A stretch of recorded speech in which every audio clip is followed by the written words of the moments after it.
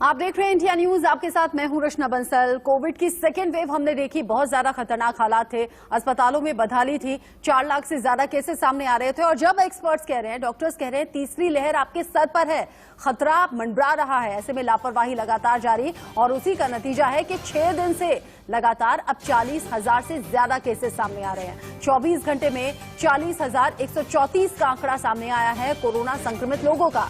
422 लोग ऐसे हैं जो 24 घंटे के अंदर अंदर दम तोड़ चुके हैं। ऐसे में बहुत ज्यादा सावधान रहने की जरूरत है। आपको हम बार बार चेता रहे हैं कि खतरा बढ़ सकता है, आपकी लापरवाही भारी पड़ सकती है, न सिर्फ आप पर बल्कि आपके अपनों पर, आपके परिवार पर। इसीलिए बहुत ज्यादा ध्यान, सावधानी आपको कोविड प्रोटोकॉल्स को फॉलो करते हुए करनी होगी। 6 दिन से अगर 40,000 से ज्यादा केसेस सामने आ रहे हैं तो क्या ये डराने वाली खबर है? क्या ये तीसरी लहर की आहट है? लापरवाही की ये तस्वीरें लगातार लोगों को परेशान भी कर रही हैं और लगातार स्वास्थ्य विभाग की चिंताएं भी बढ़ा रही हैं।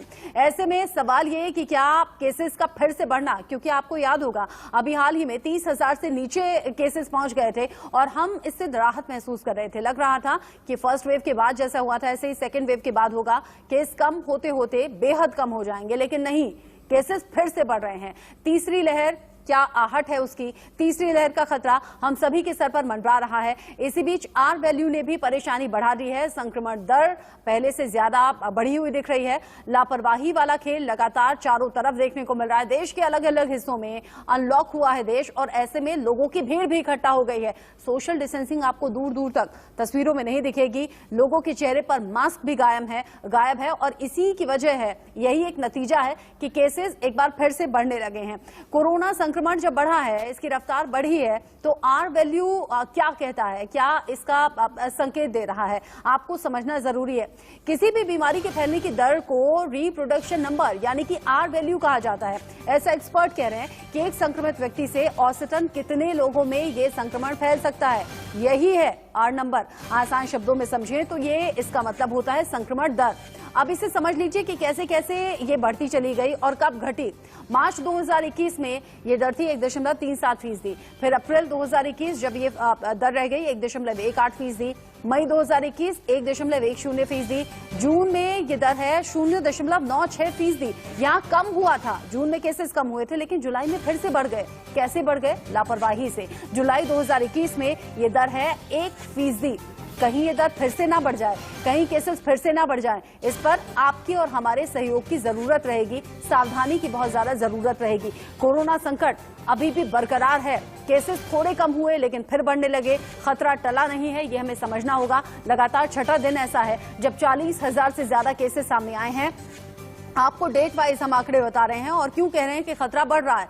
27 जुलाई 42,497 केस सामने आए थे, 28 जुलाई 43,654 केस, 29 जुलाई 43,509 केस, 30 जुलाई जब 41,649 केस, 31 जुलाई 41,831 केस और अब 1 अगस्त को 40,134 केस सामने आए हैं। केसेस में थोड़ा बहुत फेरबदल हुआ है, थोड़ा बहुत कम ज्यादा हुआ है, लेकिन 6 दिन से लगातार 40,000 से ज्यादा केसेस हैं। ऐसे में सावधान रहने की जरूरत है। आपको यह भी जानना चाहिए कि 1 जुलाई से लेकर 1 अगस्त तक केसेस कैसे बढ़े, किस रफ्तार से बढ़े। आपको हम डेट वाइज यहां पर आंकड़े दिखा रहे हैं और ये आंकड़े अब तक के संक्रमित लोगों के हैं। मतलब 135 करोड़ के हिंदुस्तानियों में कितने लोग अब तक संक्रमण का शिकार हो चुके हैं। 1 जुलाई को यह आंकड़ा 3 करोड़ 4 लाख का था, 7 जुलाई को 3 करोड़ 7 लाख का था, 14 जुलाई को ये 3 करोड़ 9 लाख का हो गया। फिर 21 जुलाई आता है जब 3 करोड़ 12 लाख तक ये आंकड़ा पहुंचा। 28 तारीख को यह आंकड़ा बढ़कर 3 करोड़ 15 लाख हो गया और अब 1 अगस्त को यह आंकड़ा 3 करोड़ 16 लाख को भी क्रॉस कर चुका है, मतलब 17 लाख के करीब है। आप समझिए कि इतनी तेजी से केसेस बढ़ रहे हैं और अब तक देश में 3 करोड़ 16 लाख से ज्यादा लोग संक्रमित हो चुके हैं। हालांकि रिकवरी रेट बेहतर रहता है, रिकवर करके भी लोग बेहतर हो रहे हैं, ठीक हो रहे हैं, ये एक अच्छी बात है, लेकिन फिर भी सावधानी बरतनी है, वैक्सीन जरूर लगवानी है। केरल चिंता लगातार बढ़ा रहा है। अगर देश भर में 40,000 से ज्यादा केसेस हैं तो अकेले केरल में 50% से ज्यादा हैं। ये हम क्यों कह रहे हैं? आंकड़ों के साथ समझिएगा। 27 जुलाई जब आंकड़े आए 22,129 अकेले केरल में, 28 जुलाई जब 22,056 ये केसेस की संख्या हो गई, 29 जुलाई जब 22,064 ये संख्या थी, 30 जुलाई 20,773 केस, और ये सिर्फ 24 घंटे के केसेस बता रहे हैं। 31 जुलाई जब 20,624 केस सामने आए, 1 अगस्त यानी आज 20,728 केसेस सामने आए हैं। ऐसे में आप समझेंगे 40,000 से ज्यादा केस देश भर में और 20,000 से ज्यादा केस अकेले केरल में। मतलब केरल लगातार डरा रहा है, केसेस यहीं पे बढ़ने शुरू हो गए हैं। केरल से ही पहला केस देश में कोविड का सामने आया था। अब यहाँ केसेस का बढ़ना, क्या ये संकेत है कि बाकी जगह भी केसेस इसी तरीके से बढ़ते चले जाएंगे? आपको ये भी जानना जरूरी है कि सिर्फ देश में ये नहीं हो रहा है कि केसेस फिर से बढ़े हैं, बाकी देशों का भी ऐसा ही हाल है। अमेरिका 300% नए मामले यहां बढ़ गए हैं, जहां पर कंट्रोल में मामले दिख रहे थे। जापान में भी मुसीबत बढ़ी हुई है, 200% नए मामले बढ़ गए हैं, नए केसेस बढ़ गए हैं। इसीलिए हम कह रहे हैं हम विकासशील देश हैं, इंफ्रास्ट्रक्चर उतना ज्यादा मजबूत नहीं है। ऐसे में समझना चाहिए कि भारत में केसेस कैसे बढ़ रहे हैं। एक्टिव केसेस अभी भी 4 लाख से ऊपर हैं। केरल में सबसे ज्यादा केसेस, एक्टिव केसेस भी हैं और रोजाना आने वाले केसेस भी हैं। बहुत ज्यादा सावधान रहना है, कोविड प्रोटोकॉल्स को हरगिज नहीं छोड़ना है। ये आपकी सुरक्षा के लिए जरूरी है, आपके परिवार की सुरक्षा के लिए जरूरी है। आप अपने परिवार से अगर प्यार करते हैं, उनकी केयर करते हैं, तो फिर अभी से ही आपको सावधानी बरतनी चाहिए। हमारे साथ जाने माने डॉक्टर जुड़ गए हैं, उनसे बात करनी जरूरी है। कोविड के केसेस का बढ़ना क्या संकेत है? डॉक्टर नीलम मोहन हमारे साथ हैं, सीनियर फिजिशियन हैं। डॉक्टर मोहसिन वली हैं हमारे साथ, कार्डियोलॉजिस्ट हैं। और आप दोनों से ही हम समझेंगे क्योंकि लोगों का ये जानना जरूरी है। डॉक्टर नीलम मोहन, अगर केसेस कम हुए थे, हम सभी राहत महसूस कर रहे थे, ऐसा लग रहा था कि फर्स्ट वेव के बाद जैसे केसेस कम होते होते बेहद कम हो गए थे, सेकेंड वेव के बाद भी ऐसा होगा, लेकिन क्यों केसेस दोबारा बढ़े हैं? जी, जैसे हमने देखा है कि पिछला हफ्ता इंडिया के लिए काफी खराब था, क्योंकि इसमें हमने सिग्निफिकेंट राइज देखी थी, ऑलमोस्ट 7.5% राइज, जो स्लोली डिक्लाइन हो रही थी। इसका एपिसेंटर केरला को माना जा रहा था, क्योंकि 50% केसेस वहां से आए थे। प्रोबेबली ईद के बाद थोड़ा सा मूवमेंट बढ़ चुकी थी और 20,000 से अधिक केसेस जो बड़े थे वो केरला से आ रहे थे और बाकी तमिलनाडु, कर्नाटका एंड महाराष्ट्र। लेकिन हमेशा याद रखें, एक जगह से जब शुरू होता है तो पूरी कंट्री में फैलता है। हाँ। अगर, क्योंकि अब हमें ट्रैवल खुला है, इसे हम बंद नहीं कर सकते हैं। हाँ। क्योंकि काफी इकोनॉमिक को भी देखने की जरूरत है। इसीलिए आप जैसे फरमा रही हैं, अगर हम अपना मास सोशल डिस्टेंसिंग और एहतियात नहीं रखें तो अगले हफ्ते आप और मैं चर्चा करेंगे कि थर्ड वेव तो काफी तेजी से बढ़ रहा है। और ऐसा ना हो, ऐसा ना हो। हम लगातार यही दर्शकों से कह रहे हैं कि वो नौबत ना आए, थर्ड वेव की नौबत ना आए और थर्ड वेव में केसेस इतने ज्यादा ना बढ़े, क्योंकि सेकेंड वेव का डर अभी तक लोगों के दिल से गया नहीं है। वो जो नुकसान हमने झेला है उसकी भरपाई के लिए पूरी जिंदगी लग जाएगी। डॉक्टर मोहसिन वली, केसेस का दोबारा बढ़ना चिंता पैदा करता है, लेकिन सेकेंड वेव में जब 4 lakh plus cases per day के सामने आ रहे थे, उसके बाद केसेस का घटना, हम सभी ने राहत महसूस की। फिर हम बाकी देशों से कंपैरिजन कर रहे थे कि केसेस तो घट गए, मौत का आंकड़ा काफी दिन लगे घटने में, क्योंकि केसेस पर डे के कम हो रहे थे, मौत का आंकड़ा कम होने में वक्त लगा। बाकी देशों की स्टडीज सामने आ रही थी। क्या ये जो अभी दोबारा से केसेस बढ़ रहे हैं, इनमें भी बाकी देशों को रेफरेंस में देखा जाए क्या? नहीं, बाकी देशों की तो हालत बहुत ज्यादा अच्छी नहीं है। हाँ। आप देखिए, मैं आपको एक छोटा सा एग्जांपल देके समझा देता हूँ। वैक्सीन हेजिटेंसी जो हमारे यहाँ लगभग 20% है, हाँ। वो अमेरिका में 30% है। अब हम उसके आंकड़े अगर लगाने लगे कि इतने ज्यादा वैक्सीनेशन वहां हुए तो वहां की पॉपुलेशन जितनी है तो उसके हिसाब से हमारी पॉपुलेशन बहुत ज्यादा है, हमने ज्यादा वैक्सीनेशन कर रखे हैं, तो ये कंपेरेबल नहीं है।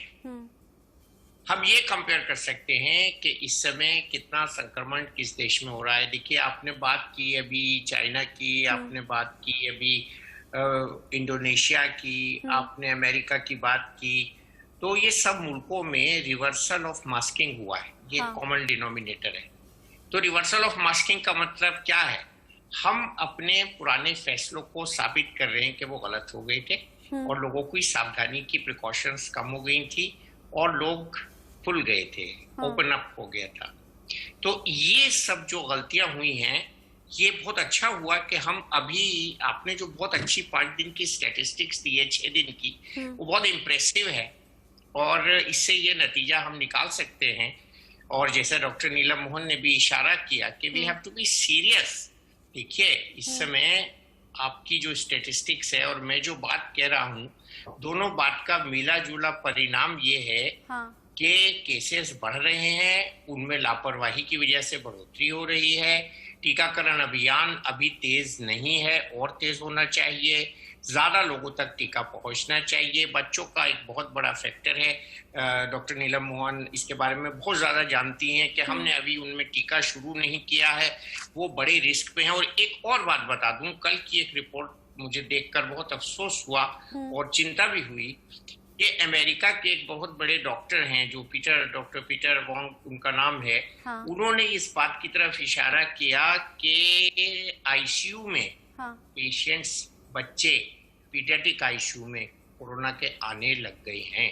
तो ये अभी तक हम लोग ये बात कर रहे थे कि कोरोना बच्चों में नहीं, बच्चे से बच्चे दूर हैं, बच्चे को टीका नहीं है अभी, तो वो उनको हम दूर रख सकते हैं, बचा सकते हैं।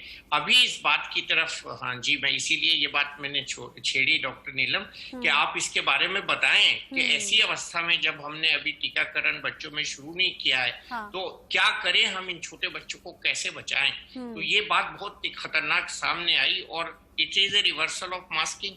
यही है यूनिवर्सल चीज जो हम कर सकते हैं, बाकी गवर्नमेंट के हाथ में हो कर रही।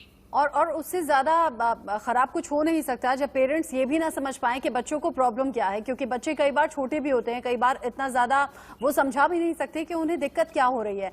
बच्चों तक ये नौबत ना आए और उसके लिए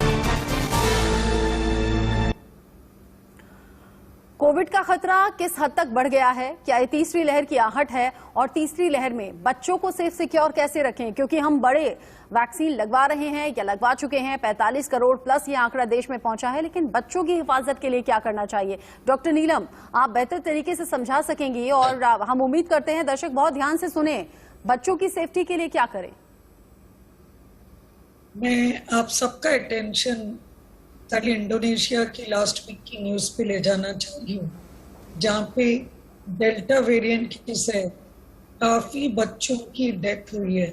800 चिल्ड्रन डाइड, जिसमें उनका भी डेटा 12.5% जिसमें हमारा था, बच्चों में 12.5% सेकेंड वेव में हमने भी यही बताया था, वही परसेंटेज था, लेकिन टोटल डेथ्स वाज 800, जिसको लेके काफी चिंता इंडोनेशियन गवर्नमेंट में, और 5 साल से कम बच्चों की ज्यादा डेथ हुई।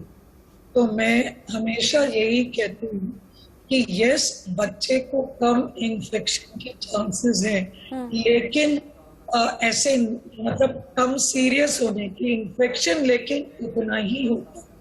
तो अभी इंडिया का फुली वैक्सीनेशन स्टेटस पेरेंट्स से सिर्फ 7.5% है, और टोटल 40% जो आपने बताया दैट इज 1 डोज। तो 7.5% हुआ है, same like Indonesia, same delta variant, same south east Asia. और अभी काफी स्टेट्स ने खोला, जैसे गुड़गांव, यूपी, उत्तराखंड, ये सारे स्कूल्स खोल रहे हैं, दिल्ली ने नहीं खोला, ऐसे थोड़े स्टेट्स नहीं। तो मैं इसको लेके चिंता में हूँ, क्योंकि अगर पेरेंट्स वैक्सीनेट नहीं हो, हमें क्लियरली गाइडलाइंस देना है कि सारे बच्चों जो स्कूल आ रहे हैं उनके पेरेंट्स वैक्सीनेटेड हो, टीचर्स, काम करने वाले स्टाफ सारे, ये नहीं कि ड्राइवर है, वार्ड जो भी स्वीपर्स, एवरीबडी जो भी वहाँ कर रहे हैं, वो सारे 2 डोजेस वैक्सीनेटेड हो, फैमिली वैक्सीनेटेड हो, या आप स्कूल्स को मीन्स आधे बच्चों को एक दिन बुलाएं और 2 दिन बाद आधे, इस तरीके से कुछ क्लासेस का स्ट्रेंथ कम करें। बिकॉज मैं मानती हूँ कि माँ बाप परेशान है कि घर में बच्चों की एजुकेशन प्रोटेक्शन कम है। हाँ। लेकिन मुझे इसी बात का डर था कि थर्ड वेव आएगी, और ये डर, मैं इसी ये डर बड़ा लाजमी सा है, ये डर बड़ा लाजमी सा है, क्योंकि बड़े हम तो फिर भी समझदार होते हैं। अगर हमसे ऐसी चूक हो जाती है कि हम संक्रमित हो जाएं, तो बच्चे तो फिर भी बहुत चंचल होते हैं, उनमें इतनी समझ नहीं होती कि वो सोशल डिस्टेंसिंग रखें या फिर इन सब बातों का ध्यान रखें। स्कूल भेजना मतलब रिस्क लेने जैसा अभी लग रहा है। आपने ठीक कहा, कई राज्यों ने स्कूल खोल दिए हैं। डॉक्टर मोहसिन, सेकेंड वेव को देखकर माना जाता है कि डेल्टा वेरिएंट की वजह से सेकेंड वेव इतनी ज्यादा खतरनाक थी, फिर उसके बाद डेल्टा प्लस वेरिएंट आया। क्या थर्ड वेव डेल्टा प्लस और डेल्टा वेरिएंट की वजह से आएगी, और क्या सेकेंड वेव से भी ज्यादा खतरनाक हो सकती है? नहीं, देखिए खतरनाक कितनी होगी ये तो नहीं कह सकते। We have learn so much about delta virus so far, और हमारे डॉक्टर्स भी अच्छे से ट्रेंड हैं आइडेंटिफाई करने के लिए कोरोना के केसेस को। लेकिन ये डेल्टा वेरिएंट बहुत ज़्यादा खतरनाक है। अमेरिका में करीब 94% मामले डेल्टा वेरिएंट की वजह से अपसर्ज किए हैं, बढ़े हैं। और जहाँ जहाँ भी इसका प्रकोप देखा जा रहा है, इंक्लूडिंग जो बच्चों में अमेरिका में देखे गए हैं मामले, उन्होंने भी इसका पता लगाया है ये डेल्टा वेरिएंट की वजह से है। तो डेल्टा वेरिएंट क्योंकि अब नमूदार हो गया है, प्रकट हो गया है, तो ये बहुत खतरनाक वेरिएंट है, कोरोना का एक बहुत भयावह स्वरूप है। तो इससे बचना जो है और इसका जो है इससे हिफाजत करना बहुत ज़रूरी है। कहीं ऐसा ना हो कि हमारा कोई लापरवाही की वजह से, टीका कम लगवाने की वजह से या बाहर जाने की वजह से इसमें कोई और वेरिएशन मजीद हो जाए, एक्स्ट्रा हो जाए, एडिशनल हो जाए कि हमको फिर बहुत मुश्किल हो जाए आगे चल के टीकाकरण में या नया टीका लाने में उसके अगेंस्ट। तो अभी टाइम है, मैं यही कहूंगा कि हमको मास्क लगाना है, बहुत एहतियात के साथ मास्क का इस्तेमाल करना है, और मास्क के साथ साथ हमें कोविड एप्रोप्रिएट बिहेवियर करना है, क्योंकि हम लोग अमूमन इन्हीं जब बिंदुओं पर अपने टॉक को सरकमवेंट करते हैं और सम अप करते हैं। तो उसमें सबसे पहले तो टीकाकरण जिसकी हमने बात की, आपने डाटा बताया, डॉक्टर साहब ने डाटा बताया, और दूसरा है मास्किंग, और तीसरा है सेफ डिस्टेंसिंग, और चौथा है ये अपना हैंड सैनिटाइजेशन। और इसमें मैंने पांचवा कल ऐड किया है कि अच्छे खासी वेंटिलेशन के अपने रूम्स में रखें, ताकि हमारे रूम में जो एयर का फ्लो हो वो बहुत अच्छा रहे। तो ये सब हम कर सकते हैं, और साथ बैठकर खाना ना खाएं रेस्टोरेंट्स वगैरह में। ये कुछ ऐसी बातें हैं जिनका ख्याल हम खुद रख सकते हैं। बाकी गवर्नमेंट अपना काम कर रही है, स्वास्थ्य विभाग अपना काम कर रहा है, लेकिन हाँ, हम वैक्सीन लगवा सकते हैं, वैक्सीन लगवानी चाहिए, सोशल डिस्टेंसिंग रखना है, मास्क के बिना कहीं जाना नहीं है, हेल्थ अच्छी रखनी है, डाइट अच्छी रखनी है, इम्यून सिस्टम मजबूत रखना है, और कोविड प्रोटोकॉल्स को ध्यान में रखना भी है, अपने परिवार से कहना भी है कि वो भी रखें। बहुत शुक्रिया डॉक्टर मोहसिन, डॉक्टर नीलम, हमारे साथ जुड़ने के लिए, ये खास जानकारी हमारे दर्शकों तक पहुंचाने के लिए। हम बार बार कह रहे हैं, अब कोविड में केसेस फिर से बढ़ने शुरू हो गए हैं। थर्ड वेव उतनी खतरनाक ना हो जितना एक्सपर्ट बता रहे हैं, या फिर जैसा अनुमान है। सेकेंड वेव का दर्द अभी तक सीने से गया नहीं है, वो तकलीफ अभी भी महसूस होती है। दोबारा वो दिन हम ना देखें, आपके सहयोग की जरूरत जरूर रहेगी। वक्त एक छोटे से ब्रेक